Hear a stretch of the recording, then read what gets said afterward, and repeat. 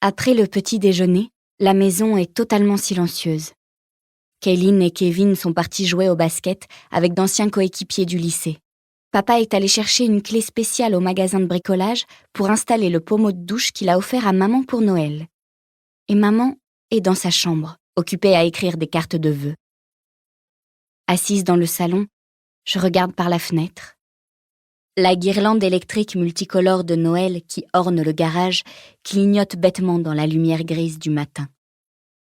Les nuages s'empilent les uns sur les autres, à l'infini, et le ciel se referme sur nous. Chez les voisins, au centre de la pelouse blanche, un Père Noël géant, presque complètement dégonflé, se balance d'avant en arrière à un rythme lent et maladif de zombie. On dirait cette scène du Magicien d'Oz où tout passe du noir et blanc à la couleur. Sauf que là, c'est plutôt l'inverse. Comme si j'avais toujours cru que les choses étaient en couleur, alors qu'en fait, elles étaient en noir et blanc. Je le vois à présent. « Tu vas bien, Eddie ?» Les mains chargées d'enveloppes, maman fait soudainement son apparition dans la pièce. Je lui réponds par un haussement d'épaule, mais je crois qu'elle ne le remarque même pas. Je regarde une voiture griller le stop au coin de la rue sans que son conducteur prenne réellement la peine de lever les yeux pour voir s'il y a quelqu'un.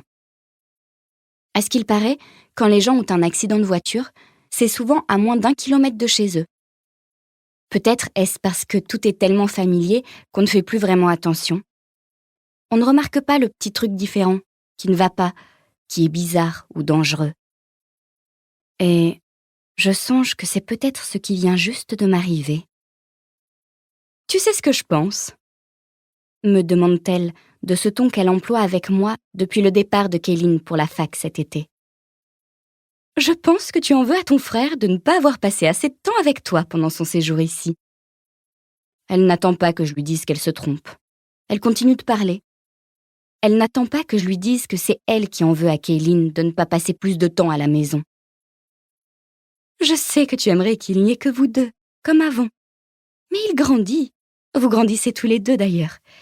Il est à la fac maintenant, Eddie. » Je sais que c'est normal qu'il ait envie de revoir ses amis lorsqu'il revient ici, me coupe-t-elle. À vrai dire, tous les trois, on ne sait pas comment interagir sans Kaylin. C'est comme si soudain, on était devenus des étrangers. Kaylin était notre ciment. Il nous donnait un but, une raison, une façon d'être ensemble. Si on ne l'encourage plus pendant ses matchs de basket, qu'est-ce qu'on est censé faire ensemble ? À quoi sont censées ressembler nos discussions à table s'il ne nous abreuve pas de ses activités quotidiennes ? Ce n'est certainement pas moi qui vais pouvoir le remplacer. Tout le monde le sait. Car bon sang, comment pourrais-je rivaliser avec l'incessante et formidable tornade d'enthousiasme qu'est Kaylin McCrory ? Au début, je croyais qu'il fallait seulement qu'on s'ajuste. Mais en fait, nous trois, on est vraiment comme ça. Papa est perdu sans un autre mec à ses côtés.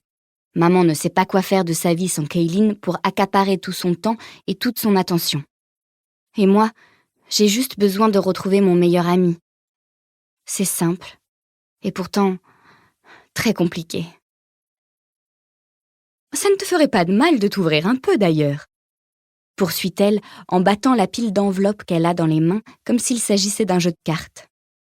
De te faire de nouveaux amis, c'est officiellement la nouvelle année. Elle sourit. Moi pas.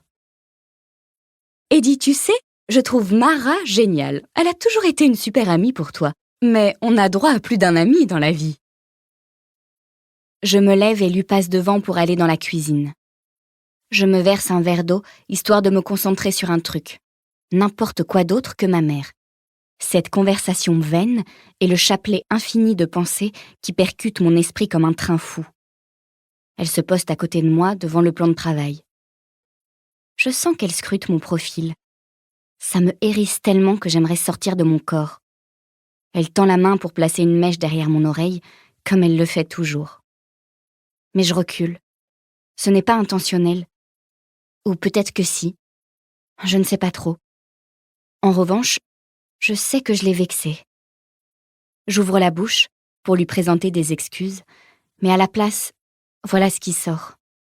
Il fait trop... Pour continuer à écouter ce livre audio gratuitement, cliquez sur le lien dans la description et vous pourrez l'écouter en entier sans frais grâce à l'essai de 30 jours d'Audible.